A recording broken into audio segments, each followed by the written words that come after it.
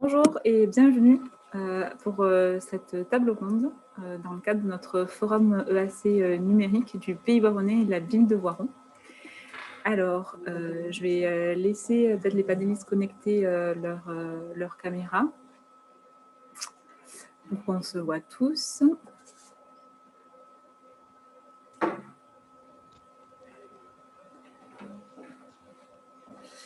Merci.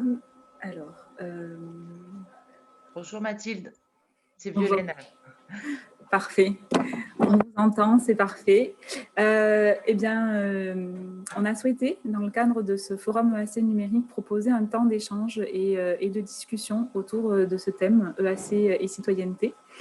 Donc, je suis ravie d'expérimenter ce temps de table ronde, qu'on a appelé table ronde. Je vous propose peut-être qu'on fasse un petit tour d'écran pour situer les participants que nous avons invités dans le cadre de cette table ronde. Et puis, je définirai les contours de notre discussion et puis je laisserai la parole aux différentes intervenantes. Aujourd'hui, c'est un plateau essentiellement féminin. Donc, Anne-Christine Guichard, je te laisse peut-être te présenter. On va commencer par toi. Bonjour, Anne-Christine Guichard, je suis responsable du réseau de lecture publique sur le Pays Voironnais. Merci. Christelle Four. Bonjour à tous et à toutes. Christelle Four, responsable du pays d'art et d'histoire de la communauté d'agglomération du Pays Voironnais. Merci. Lisa Marc, je vous laisse vous présenter. Bonjour, Lisa Marx. Je suis chargée d'études et postdoctorante à l'Institut français de l'éducation, où je me spécialise notamment dans l'éducation artistique. Merci. Et pour finir, Madame Violaine Lebon. Bonjour, je suis Violaine Lebon, je suis professeure au lycée Les Gorges, professeure d'enseignement professionnel. Merci beaucoup. Donc aujourd'hui, on a voulu aborder le thème EAC et citoyenneté à travers une problématique assez large qui va questionner en quoi l'éducation artistique, enfin en quoi les actions d'éducation artistique et culturelle accompagnent les jeunes dans la construction de leur citoyenneté. Pour donner un petit cadre au débat, l'EAC en Pays Voironnais, ça représente une offre de pratiques artistiques et culturelles proposées par les services culturels du Pays Voironnais. Le Grand Angle, le Festival Livre à vous, le service patrimoine culturel qui est composé de la Grange des Mières, des musées Mincieux et archéologiques du lac de Paladru et du Pays d'art et d'histoire, et de la ville de Voiron avec le conservatoire. Excusez-moi, cette offre en fait se décline en plusieurs séances qui respectent les 3 piliers de l'EAC: un temps de rencontre avec une œuvre ou un artiste, un temps de pratique et un temps réflexif permettant à l'enfant ou au jeune d'acquérir des repères nécessaires au développement de son esprit critique.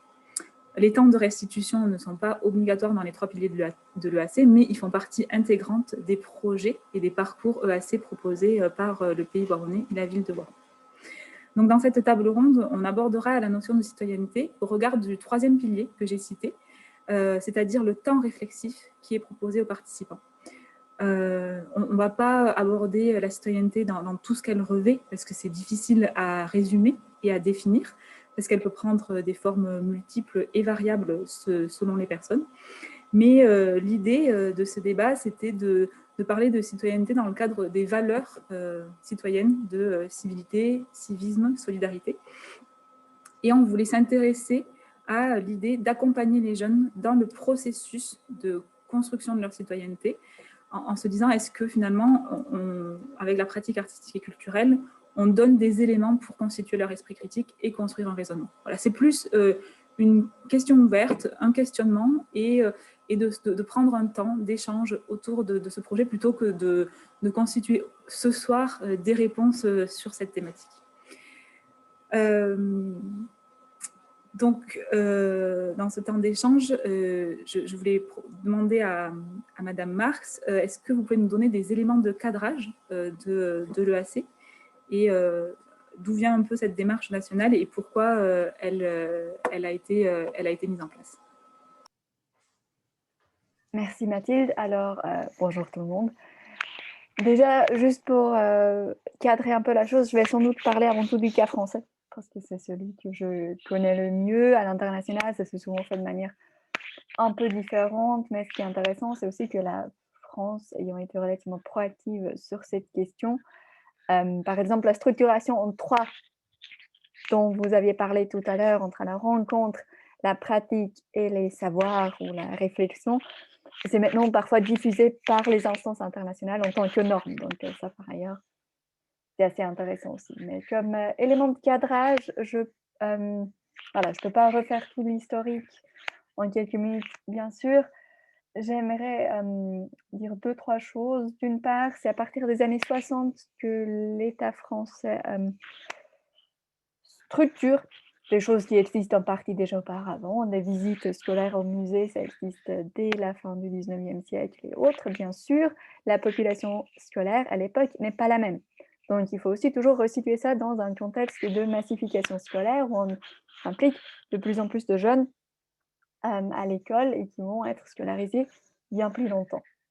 Et donc, à partir des années 60, il y a cette volonté d'ouvrir notamment l'école aux artistes. Et en France, institutionnellement, ça a toujours été doublement structuré par l'éducation nationale, mais aussi par la culture. Donc, c'est à la fois une politique éducative, mais aussi une politique culturelle pour les élèves, certes, mais aussi pour les institutions, pour les artistes, pour les aider à socialiser certains publics, certains futurs publics, et d'abord, par ailleurs, aussi des publics en attendant. Et donc, au fur et à mesure, ça s'est formalisé par différents accords entre les différents ministères dans les années 80, une territorialisation dans les années 90, mais ce qu'il faut dire aujourd'hui, c'est que c'est des politiques publiques très, très massives.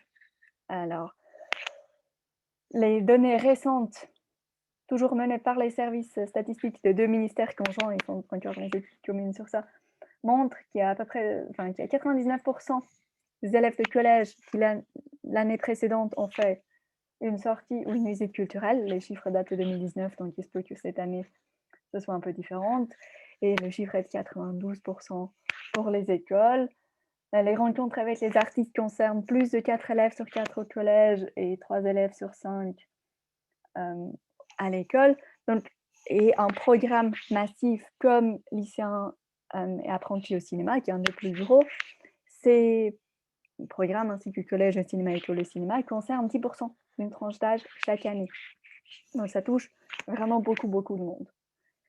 Et de manière générale, je pense au fil du temps, on peut distinguer un peu deux logiques qui coexistent bien sûr. L'une, c'est l'idée de la démocratisation culturelle qu'on retrouve aussi dans les politiques culturelles, avec l'idée de pouvoir diffuser une culture légitime et aussi les codes pour pouvoir maîtriser cette culture légitime à tous les élèves, qui peut-être n'ont pas d'eux-mêmes ces codes. Donc c'est aussi une question, parfois vue comme une question d'égalité, de justement donner accès à ces codes et à ces sources culturelles. Et plus récemment, il y a une autre logique, pareil aussi dans les politiques culturelles, qui s'appelle un peu la démocratie culturelle, avec l'idée un peu plus ouverte de valoriser différentes cultures, y compris dans les programmes d'EAC. Voilà, voici quelques éléments, n'hésitez pas à demander des précisions. Oui, oui, non, mais c'est tout à fait clair. On a bien en tête donc les enjeux et puis en plus, quand vous dites que c'est une politique massive, c'est vrai qu'en plus l'EAC fait partie. Enfin, il y a la démarche 100% EAC du ministère de la Culture et de l'Éducation nationale. Donc on voit aussi. Enfin voilà, c'est pour rebondir, on voit vraiment que c'est une politique vraiment volontariste de développer l'EAC. Tout à fait, avec aussi le parcours EAC, avec PEAC. Oui. L'idée aussi de créer une cohérence, de permettre aux élèves eux-mêmes de créer cette cohérence, à voir si c'est possible ou pas, mais de créer une cohérence en fil des expériences artistiques et culturelles diverses au fil de leur scolarité. Oui, tout à fait. Merci beaucoup. On va peut-être laisser la parole à Christelle Four avec une question. Donc, Christelle, peut-être présenter un peu votre le pays d'art et d'histoire, pardon, et est-ce que la dimension de la citoyenneté est questionnée dans la création des parcours assez du pays d'art et d'histoire? Alors oui, donc en effet, avant de pouvoir répondre à cette question, je souhaiterais présenter en quelques lignes aux participants qui sont nombreux ce soir à nous retrouver sur cette question, le pays d'art et d'histoire du pays voironnais, afin qu'il puisse bien cerner notre champ d'intervention en matière d'action éducative et de ce fait comprendre comment la dimension de la citoyenneté est et s'incarne dans notre approche du quotidien et nos pratiques. Donc les villes et pays d'art et d'histoire forment un réseau animé par le ministère de la Culture depuis 1985. Et ce dispositif, label, est déployé sur le territoire de la communauté d'agglomération du Pays Voironnais depuis 2013. Dans le champ de l'action éducative, le rôle du Pays d'art et d'histoire est de pouvoir offrir aux jeunes du territoire, qu'ils soient en temps scolaire, en temps périscolaire ou en hors temps scolaire, la possibilité de s'approprier l'histoire, la géographie, l'architecture, le paysage habité, les patrimoines au pluriel, qui sont à leur disposition dans les 31 communes du Pays Voironnais. Toutes ces disciplines, ces domaines constituent en un sens un repère structurant dans le temps et l'espace pour ces élèves, pour ces jeunes. Elles incarnent aussi et symbolisent l'évolution des arts, de l'architecture, des histoires des villes et des villages qui entourent l'enfant sur le territoire dans son quotidien, quand il va à l'école, quand il va pratiquer une activité sportive sur un temps ou un temps de loisir, quand il va dans un commerce où il pratique un marché. C'est son quotidien où le patrimoine l'habite, il le traverse, il ne le regarde pas forcément. Et ainsi, à travers la conception des actions éducatives, nous cherchons à développer une posture spécifique, la médiation culturelle, impliquant la volonté de chercher, à travers le patrimoine et les approches qui en sont faites, le développement de l'enfant. Donc, comment s'opère cette médiation culturelle ? C'est avant tout l'écriture d'un projet, d'un récit co-construit avec un animateur, avec l'enseignant ou avec la famille qu'on va rencontrer, et à travers lequel va se décliner trois temps de rencontre, donc comme Mathilde a pu le restituer. Donc un temps de rencontre avec une œuvre, un objet, un bâtiment, le bâtiment de l'ordinaire, du quotidien, un paysage du Val-des-Nants, un immeuble haussmannien à Voiron, une distillerie, une grange, un monastère, un quartier, un hameau. Cette œuvre, cet objet, ce bâtiment, ensuite, deuxième temps, va être constaté à un temps de rencontre, de pratique et d'échange, d'expérimentation et de confrontation, dans lequel on peut faire appel à un artiste qui nous offre son regard sur l'objet observé et regardé, mais aussi un architecte, un paysagiste, un urbaniste, un historien, qui vient apporter un regard et des orientations sur l'objet observé. Et enfin, un temps qui nous paraît essentiel, ce temps réflexif, permettant à l'enfant de développer son esprit critique. Et bien souvent, on le traduit par, dans le cadre du projet, par la restitution, la fabrique, qui lui permet à son tour de pouvoir digérer cette information et de mettre cet apport au profit d'une création. Donc en conclusion, est-ce que la dimension de la citoyenneté est questionnée dans la création des parcours EAC du Pays d'art et d'histoire ? J'aurais envie de dire oui, naturellement, car la rencontre avec les patrimoines induit de fait la construction d'un rapport ouvert, tolérant et réfléchi sur le monde et le cadre de vie qui nous entoure. Et toutes les actions éducatives que nous proposons cherchent à sensibiliser et à sociabiliser les jeunes du territoire à leur cadre de vie, en essayant de leur transmettre les outils qui les aideront à former un jugement sur leur environnement et l'évolution de cet environnement. Et en ce sens, on retrouve les grandes valeurs que la citoyenneté peut porter. Merci. C'est très riche, en effet. Je vais laisser la parole à Anne-Christine Guichard, qui va nous présenter le réseau de lecture publique et en particulier la démarche d'EMI, éducation aux médias et à l'information. Alors, le réseau de lecture publique sur le territoire est composé de 19 bibliothèques et 4 points relais. Donc, mes collègues les ont présentés là, tout au cours de la journée. Est-ce qu'on répond aux questions de citoyenneté? Oui, bien sûr, et d'autant plus qu'on a mis en place depuis cette année des parcours d'éducation aux médias et à l'information. Ces parcours, en fait, répondent à une demande de l'État, puisque depuis 2018, il y a la loi contre la manipulation de l'information, puisqu'en fait, voilà, c'est les fausses nouvelles, la diffusion de ces fausses nouvelles, surtout à travers les réseaux numériques, le développement du complétisme, en fait, ont été pointés comme étant voilà, un enjeu de paix sociale, c'est-à-dire de mise en difficulté de la paix sociale.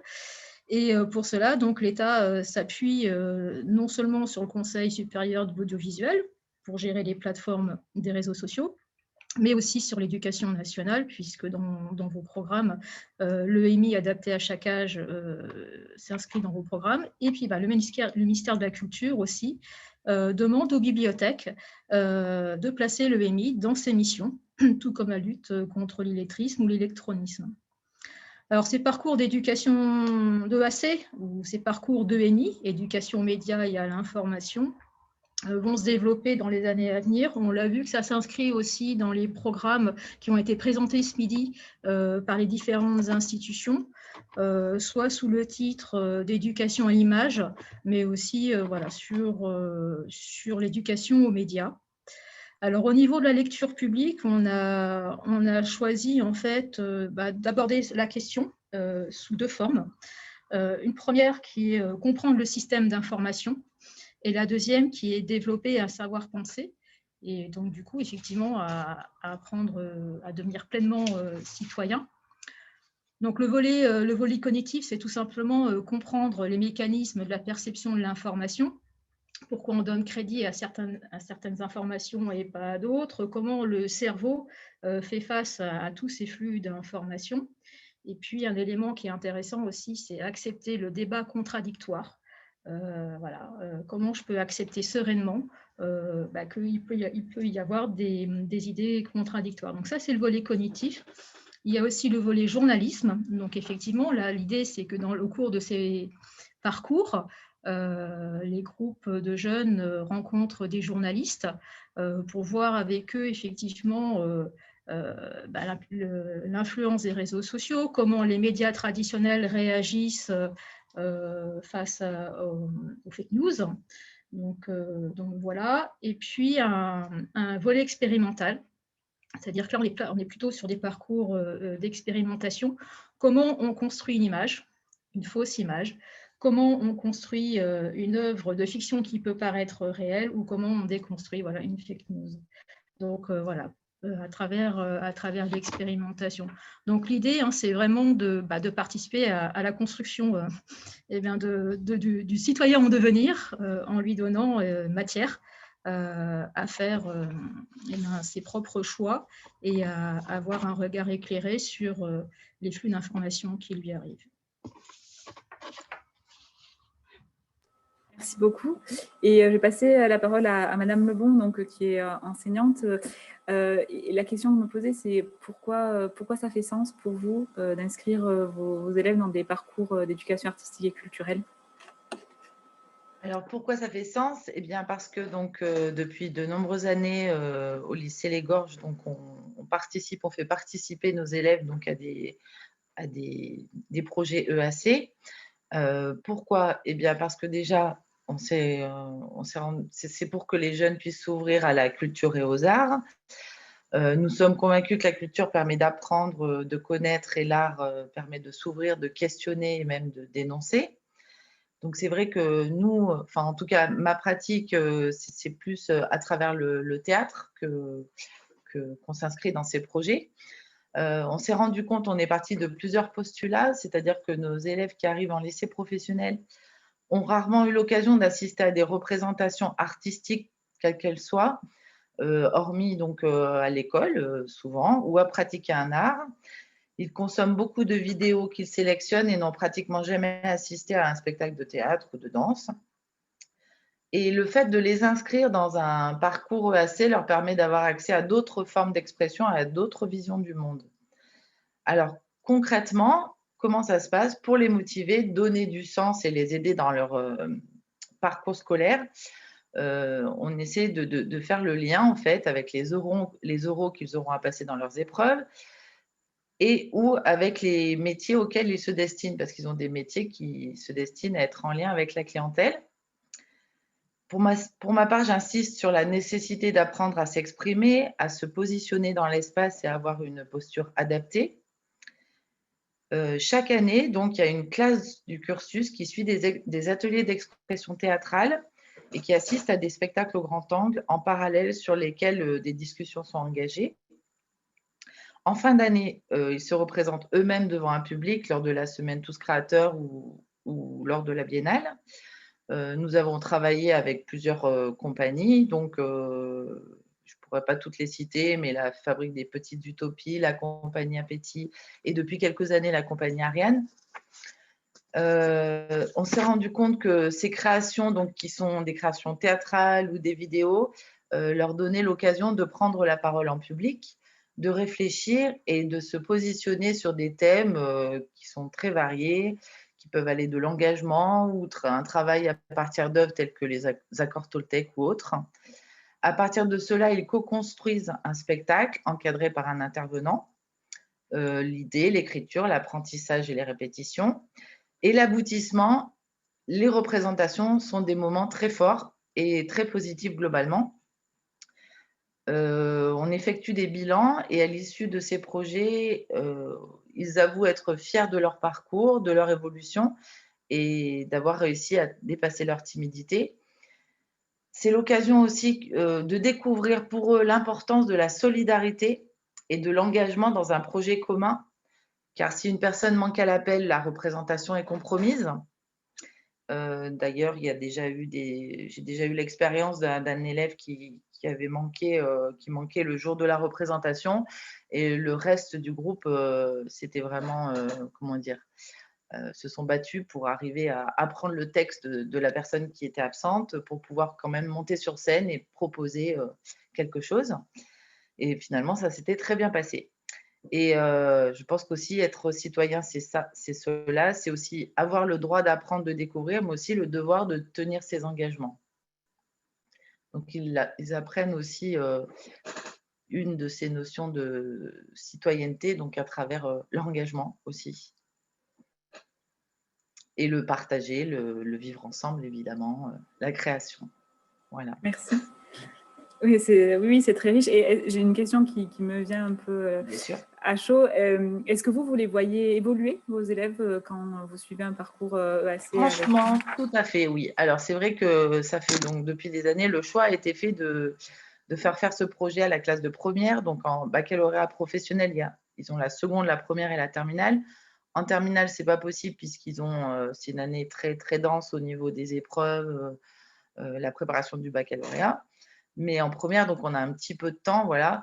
Et vraiment, j'ai vu, comment dire, déjà, ils évoluent au niveau de leur maturité. Ils ont des épreuves, justement, à l'oral et ils ont des scénarios à jouer, etc. Donc, déjà, ça les aide, évidemment, puisqu'ils ont déjà participé à des ateliers, ils sont déjà représentés sur scène, chaque année, sauf l'année dernière, qui était un peu spéciale. Et vraiment, je trouve que ça les fait évoluer personnellement et aussi, ça crée aussi un esprit de groupe très important. Vraiment. Et voilà. Et d'ailleurs, je peux voir la différence, je dirais, entre justement l'année dernière où on n'a pas pu aboutir. Alors, on a eu la chance de réaliser un petit film, donc ils ont quand même partagé des choses ensemble, mais ils n'ont pas pu faire une représentation devant un public, ils n'ont pas pu justement aller au bout de la démarche à cause du confinement. Et je trouve que voilà, il y a quelque chose qui manque quand même, oui. Et puis vraiment dans leur posture, dans leur façon d'être, vraiment. Hein. Voilà. Malheureusement, moi, j'ai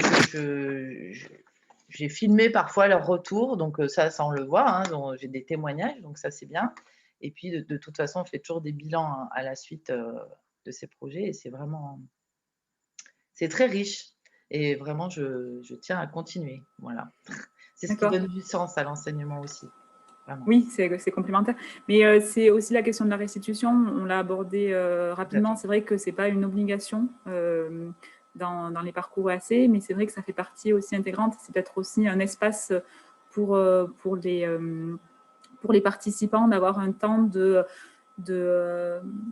visualisation peut-être du projet et du chemin qui a été parcouru du début à la fin du projet. Exactement. Et voilà, ça me fait rebondir sur ça.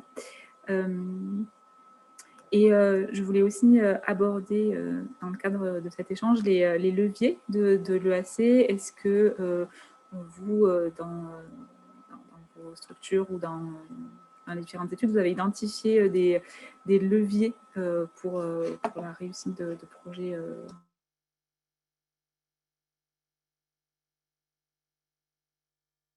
oui, vous pouvez intervenir, Madame Marc. C'était une question ouverte, c'était à celle qui préférait intervenir en premier. Alors, je vais bien laisser la parole pour commencer.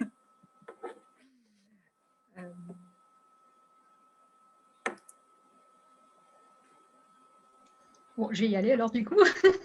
Merci Anne.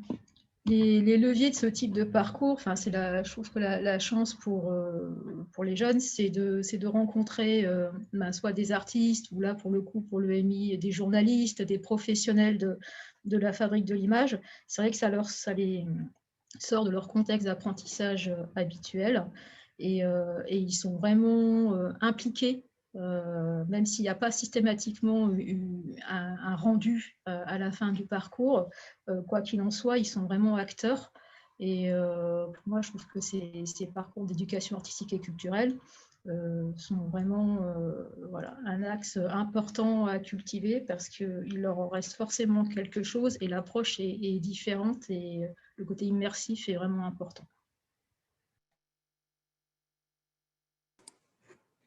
Oui, si je peux rebondir au niveau du PDR d'histoire, le levier de l'EAC, je vais emprunter cette idée qui vient d'un ministre, d'une ministre qui disait que l'EAC, c'est susciter des petites épiphanies individuelles. Et je pense qu'en ce sens, quand on pense, on conçoit et on co-construit ces projets à leur destination, c'est de pouvoir éveiller une curiosité et les mettre en confiance dans une découverte, et éveiller à donc ce que je disais, ce quotidien, les faire réfléchir aussi collectivement avant de travailler individuellement, travailler cette notion de collectif. Donc une mise en confiance, un travail collectif, et puis pourquoi pas éveiller en effet dans cette notion des petites épiphanies qui permettent d'éveiller à des domaines dans lesquels ils n'auraient peut-être pas été éveillés dans un quotidien, tout simplement. Donc l'EAC, c'est toutes ces rencontres qui permettent l'éveil de l'enfant à des découvertes qui peut le mener sur des chemins nouveaux. Et en ce sens, c'est tout le pouvoir de l'EAC.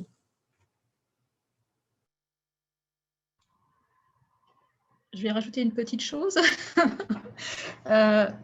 L'autre levier de réussite d'un parcours d'éducation artistique, mais comme tout projet, Christelle l'a dit, la co-construction.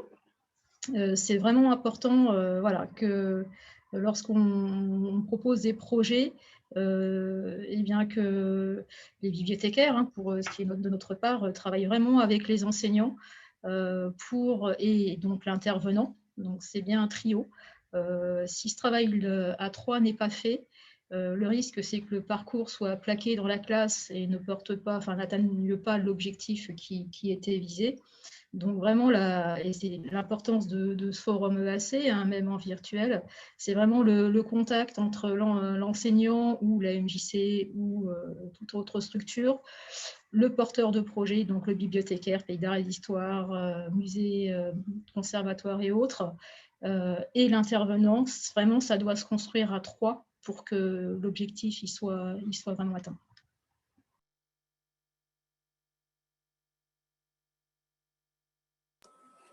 Oui, il y a un réseau d'acteurs qui intervient en effet dans l'EAC. Et puis, ce qui m'a interpellée aussi, c'est qu'il y a aussi... c'est de la pratique aussi, quand Anne-Christine, tu évoquais le fait de pratiquer, d'expérimenter aussi. il y a aussi tout ce chemin intérieur qui se fait par la pratique et l'expérimentation, et de pas être, enfin, je pense que dans les parcours EAC, les enfants participants ne sont pas passifs, mais participent, et je pense que ça fait émerger des choses. En effet. Oui, je vous laisse prendre la parole. Il y a Eva qui a demandé la parole. Ah, pardon. Il y a quelqu'un qui a demandé la parole avant, peut-être? Oui, bonsoir. Oui, on va laisser la parole à Evan. J'avais juste une question. Est-ce que l'EAC, dans la manière dont c'est pensé, prend en compte les droits culturels, puisque c'est une notion qui est très en vogue actuellement, et si oui, en quoi ça les comprend? Merci. Est-ce que Madame Marx, vous pouvez répondre à la question ou pas du tout? Je ne suis pas certaine d'avoir tous les éléments pour y répondre correctement et je ne veux pas répondre à côté. Mais c'est clairement une question qui se pose. Enfin, ça me paraît pertinent. C'était une question que je m'étais déjà posée sans forcément trouver des réponses. Je ne suis pas sûre que le cadrage institutionnel aujourd'hui ait forcément cet angle-là, mais ce qui ne veut pas dire que ce n'est pas pris en compte par derrière. Ça veut juste dire que les manières de faire établies sont relativement structurantes. Mais je pense que c'est des questions qui reviennent notamment à l'international. En fait, quand vous regardez l'UNESCO, etc., il me semble, encore une fois sous réserve, que ça revient assez souvent. Mais c'est une très bonne question.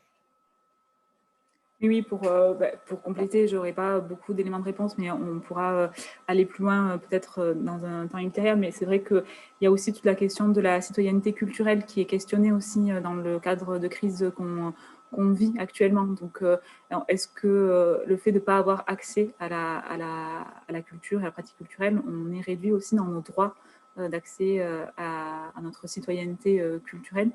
Je pense que dans les textes de l'EAC que j'ai pu lire, il était rarement mention de la notion de droit culturel formulée comme ça, mais il y a forcément des points de rencontre entre les deux, entre les notions. Madame Lebon, vous vouliez intervenir, peut-être que je peux vous... Oui, par rapport au levier, enfin, qu'est-ce qui était important, donc, quelles étaient les conditions de réussite finalement d'un parcours EAC?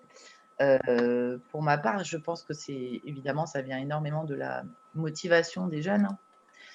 Comment les motiver? Mais je pense que ça vient beaucoup déjà de la motivation de l'enseignant. Ça vient aussi de... C'est intéressant, je ne sais plus qui est-ce qui disait ça.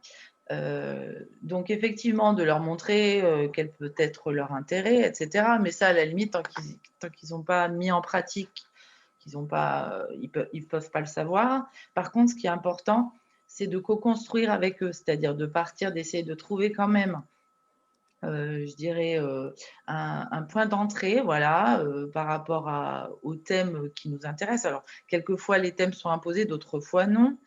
Mais vraiment de trouver ce qui peut les intéresser et comment, justement, leur laisser un espace d'expression.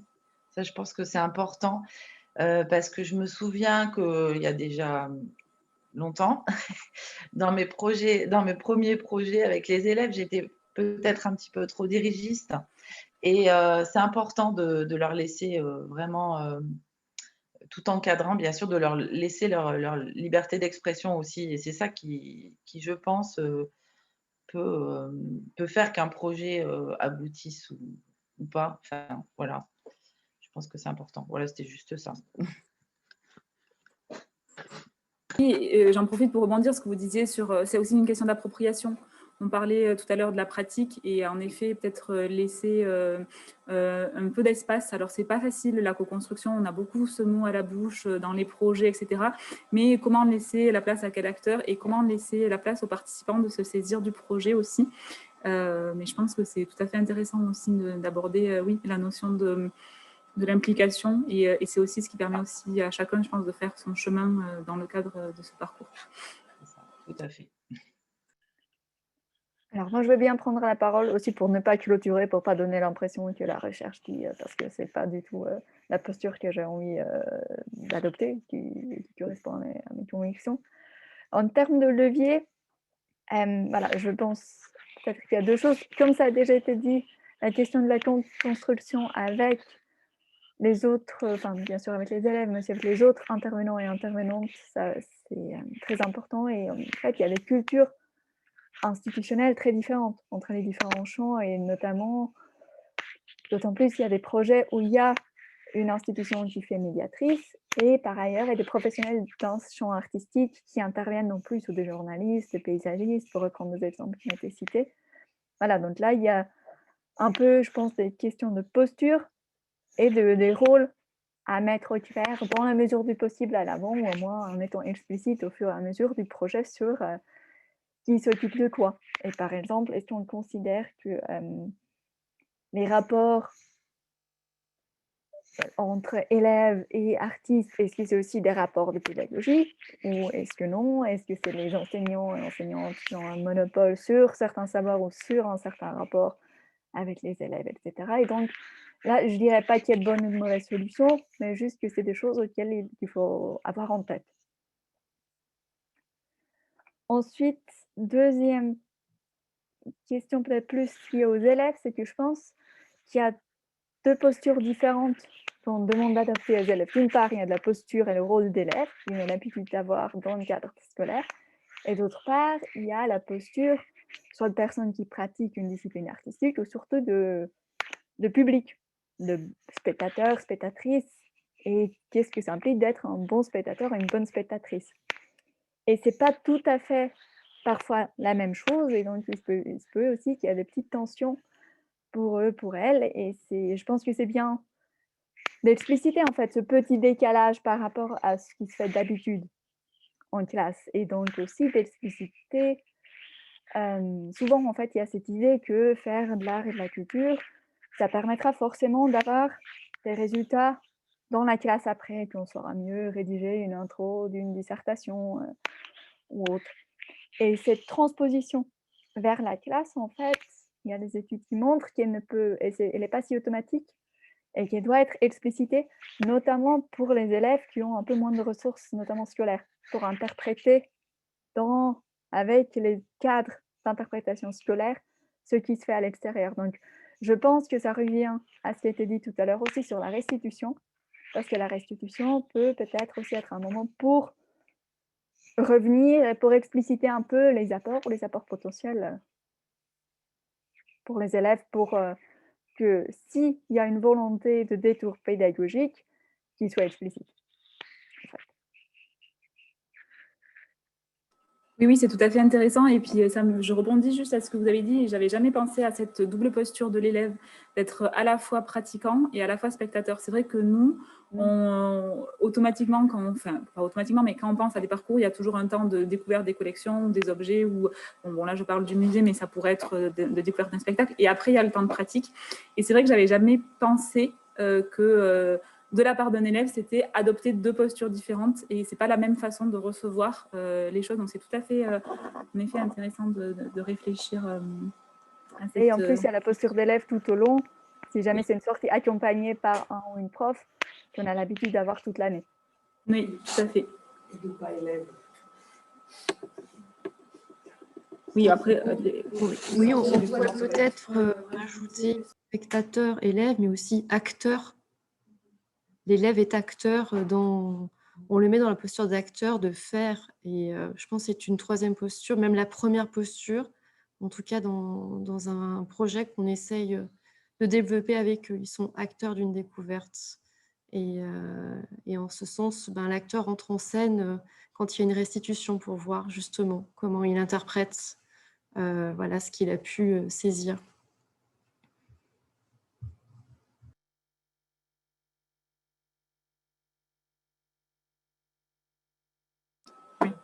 Oui, après, on a beaucoup parlé d'élèves parce que c'est vrai que c'est notre public majoritaire, mais c'est vrai que les parcours EAC se destinent à un public qui est plus large. Hein. On a des objectifs de diversification du public. Donc, c'est vrai qu'on a beaucoup utilisé ce mot parce que c'est notre public privilégié, enfin, le plus grand, mais on travaille pour la diversification du public. Mais Mais voilà, c'est vrai que ça pose la question de la posture, quel que soit le participant. S'il vient dans le cadre d'un groupe, on avait déjà abordé ça. La même personne ne vient pas dans le même cadre en fonction de son temps de loisirs ou en fonction du temps d'accueil dans les structures. Est-ce qu'il y a des questions de la part des participants ou des éléments qui aimeraient être questionnés avec nous?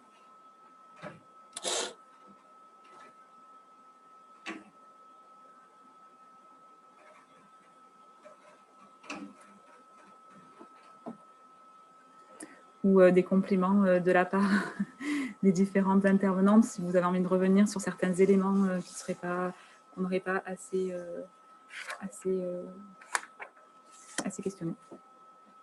Moi, je veux bien juste ajouter que, bon, c'est vrai que je parle au nom de l'éducation nationale, on est vraiment, c'est mon domaine, en fait, on est vraiment de plus en plus, l'évaluation par compétences, je veux dire, se généralise à toutes les filières, puisque auparavant, c'était simplement les écoles maternelles, primaires, collèges, et maintenant, ça y est, les lycées également.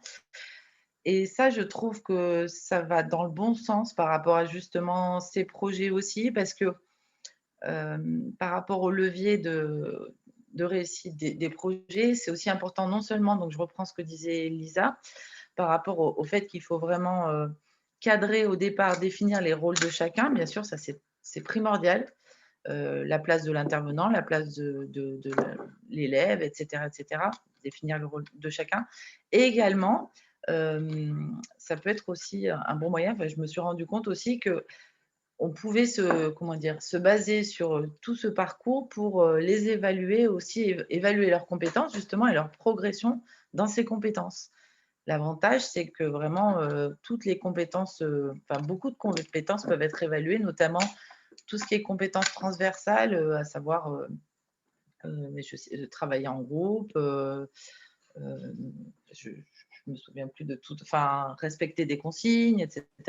Il y a beaucoup de compétences qui peuvent être évaluées et qui font aussi que ça donne aussi, ça participe au cadre et donc aussi, je pense, à la réussite.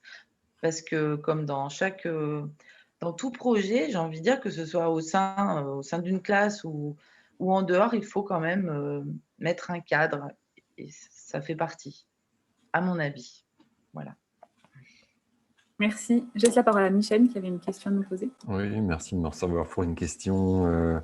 Moi, je voudrais signaler la spécificité du travail qui est effectué sur le territoire varonnais avec cette biennale Tous Créateurs dans l'espace public, notamment, qui est à mon sens un projet aussi très citoyen, puisqu'il s'agit d'emmener des publics, des jeunes, dans une démarche quasi militante, puisque l'art dans l'espace public, c'est une cause quasi militante, ou militante carrément.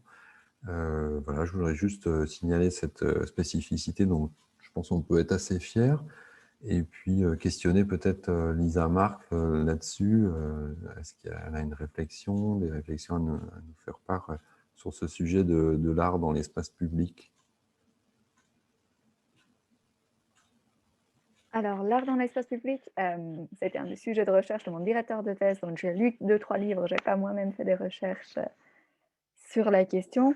Je pense que ce qui est intéressant, c'était un peu par rapport à ce qu'a dit Christelle Four en début de séance, c'est de permettre un regard un peu différent sur l'espace dans lequel ils vivent au quotidien.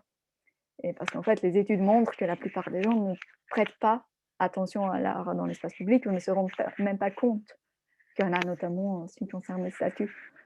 Donc, de travailler avec les élèves, je ne connais pas exactement les modalités de cette biennale, mais sur des projets éphémères ou plus durables, me paraît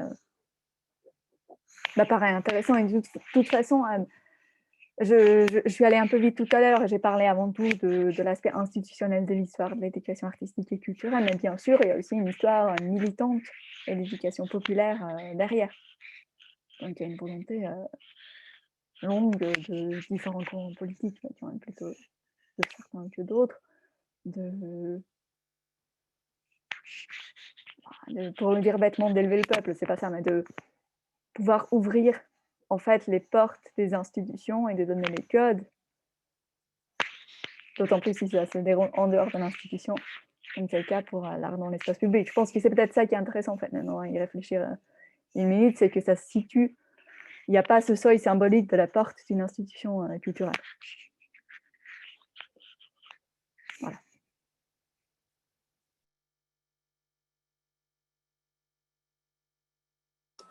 Merci beaucoup. Je vous laisse peut-être nous interpeller à nouveau sur certaines questions.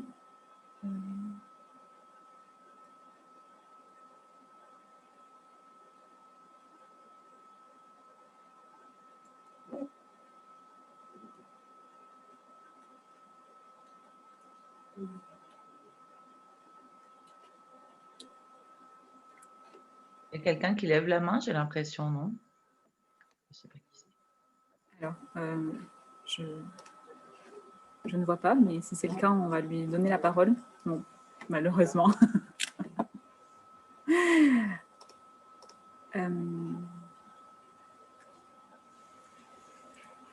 On a vu beaucoup de choses assez diversifiées.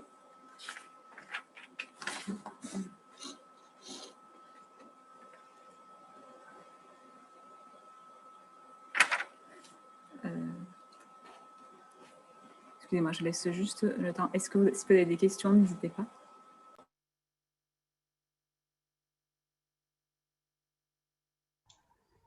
Il y a Emmanuel Martineau qui a une question.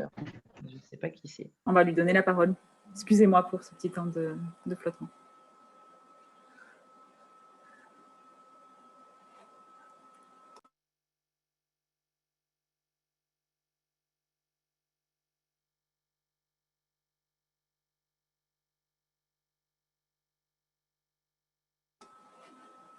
Il y a une Lucie qui vient de parler sur le groupe de discussion. Oui, je viens de voir. Alors, elle nous demande de repréciser les fonctions. Elle n'a pas tout entendu lors des présentations.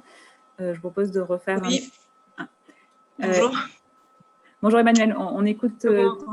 Oui, on t'entend. Oui, je voulais juste évoquer une question en écoutant Michel Borges et en disant que c'était aussi militant, l'éducation artistique et culturelle. Je me disais que en quoi c'est différent de l'éducation à la citoyenneté qui est à l'école. Il y a l'éducation nationale qui porte cette éducation à la citoyenneté, mais en quoi ce qu'on développe dans les équipements culturels, la politique d'éducation artistique et culturelle, c'est différent, c'est une ouverture et un regard qui est différent et peut-être une posture qui n'est pas institutionnelle et qui apporte peut-être voilà, non pas ce qui est porté par l'État et l'institution, mais autre chose. Donc, je ne sais pas ce que vous en pensez les uns les autres sur cette distinction avec l'éducation nationale.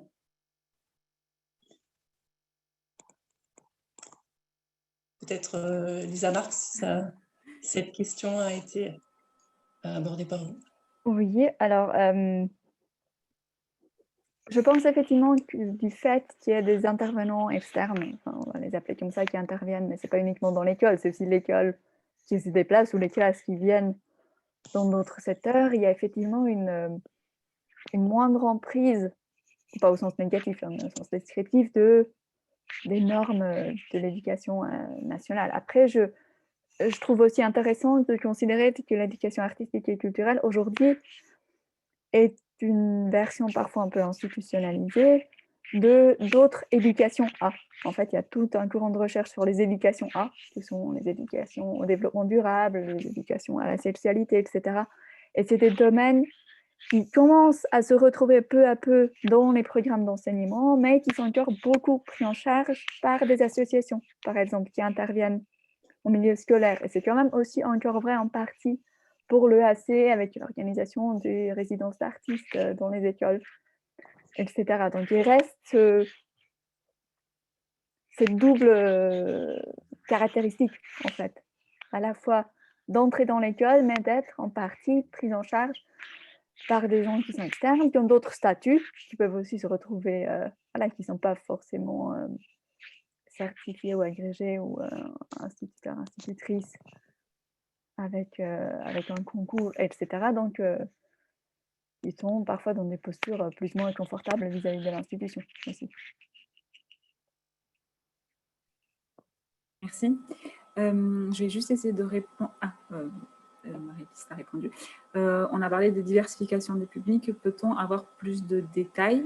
Oui, on a des objectifs de diversification des publics. On accueille, dans le cadre de l'AC, on intervient auprès d'un public scolaire, donc de l'élémentaire au lycée, mais également on met en place des parcours à destination du public qu'on dit extrascolaire, donc en dehors du temps scolaire, par exemple pour la petite enfance, aussi pendant les temps de centre de loisirs, MJC, autres, ça peut être aussi dans des instituts médico-sociaux, dans des centres sociaux.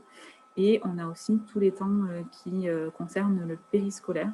Donc il y a beaucoup d'actions aussi qui sont à la marge du temps scolaire, mais quand même dans le cadre d'établissements scolaires. Donc ça fait partie, donc le Pays Voironnais, la ville de Voiron a signé un plan local d'éducation aux arts et à la culture, et ça fait partie des objectifs de ce plan d'agir dans le cadre de la diversification des publics. Donc on travaille activement à développer une offre qui puisse être saisie à la fois par les acteurs de l'enseignement, mais également les acteurs, les encadrants de différents groupes.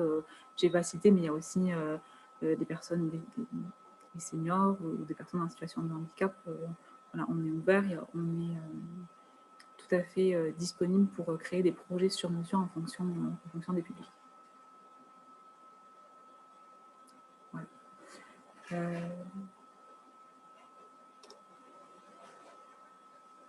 On va peut-être se laisser encore quelques minutes pour un temps de questions, un temps de questions-réponses.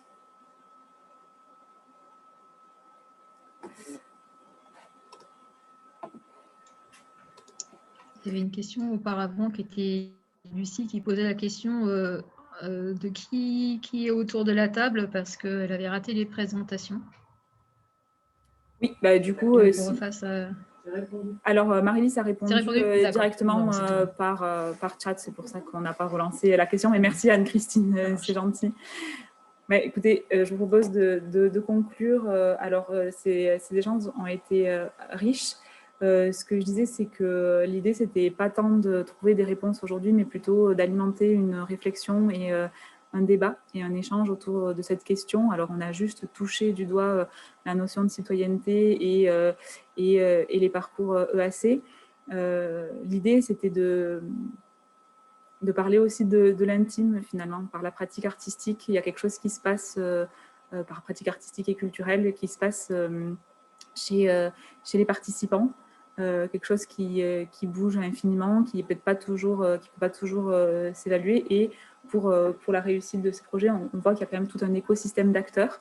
Il y a tout un cadre qui est donné pour faciliter la réussite des projets et l'épanouissement de chacun. Donc il y a aussi une volonté, on l'a vu, militante aussi, de permettre cette ouverture d'esprit, cet esprit critique. Ça demande aussi de l'énergie, ça demande un investissement et je pense que ça demande aussi un enthousiasme et une profonde passion pour ces projets d'éducation artistique et culturelle. Je pense que derrière tout ça, il y a quand même beaucoup d'émotions, il y a beaucoup de soi qui passe. Et voilà, enfin, en tout cas, c'est quelque chose, moi, qui me tient à cœur, peut-être un peu trop. Mais voilà, derrière ça, il y a tous les chemins, et puis les chemins qui sont variés. Puis peut-être que ce n'est pas à la fin d'un projet qu'on voit le résultat, mais c'est peut-être un peu plus tard. Et voilà, ça me paraissait intéressant, en tout cas ce soir, pour la première fois d'une table ronde, d'évoquer un peu ça, tous ces petits chemins intérieurs qui peuvent ruisseler des parcours assez auprès de nos participants qu'on espère le plus nombreux possible et les plus diversifiés possible. C'est ce que je disais. Voilà, je ne sais pas si vous avez des choses à ajouter. Oui, juste, je me permets, c'est vrai que ça a fait écho à l'expérience que j'avais vécue il y a quelques années. J'ai une classe, donc grâce à la région, que j'ai pu emmener un groupe d'élèves que j'ai pu emmener au Festival d'Avignon.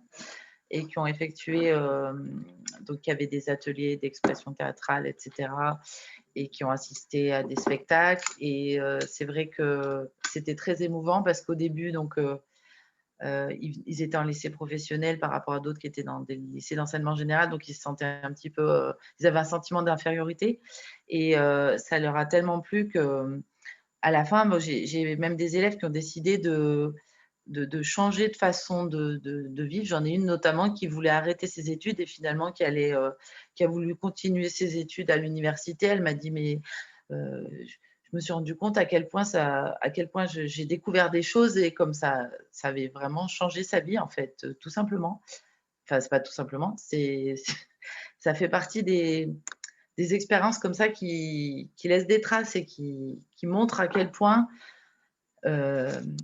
des jeunes, parce que c'est quand même ça le thème, des jeunes qui peut-être n'auraient pas eu accès à la culture, à l'art, et à qui on donne cette possibilité-là, et qui ça change vraiment leur vue sur le monde, leur vision du monde, et aussi leurs envies. Et ça crée aussi parfois ça peut même créer pas forcément toujours des vocations, mais en tout cas des souhaits de vie différents. Voilà. Voilà. Merci. Merci pour ce témoignage.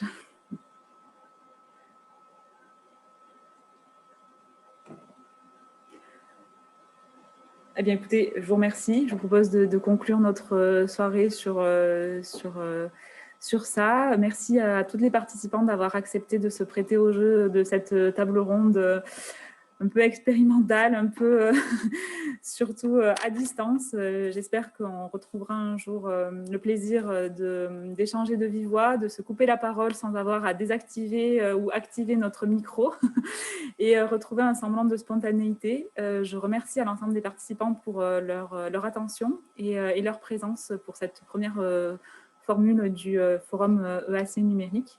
Et puis, vous avez nos coordonnées, n'hésitez pas à nous contacter si vous avez la moindre question sur un parcours ou sur quoi que ce soit. Je suis disponible et à l'écoute. Je vous souhaite une très bonne journée, bonne soirée. À très bientôt. Merci. Merci beaucoup. Merci, au revoir. Au revoir. Bonne soirée.